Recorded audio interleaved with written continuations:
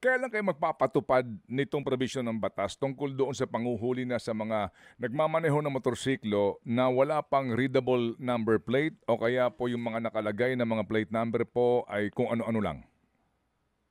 Ito po, Manong Ted, as stated po dun sa transitory provision, after June 30, 2026 po, Manong Ted.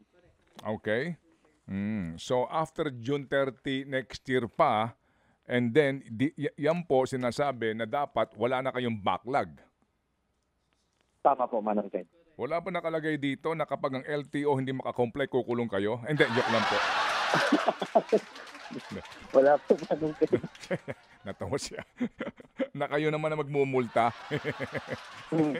Wala ano? Um, Wala ano? Wala po, Manong Ted, wala po. Pero sigurado po ay kami po ay mapapatawag po sa Congress hearing, Senate hearing, considering po that the original deadline in the old law was March 2019 po. Yes. Ngayon Opo.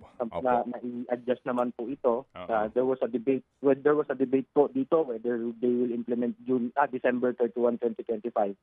Pero ito po ang nailabas nga po ay June 30, 2026. Opo. Which is more than 1 year po, which is sufficient time for us po to produce all the backlog.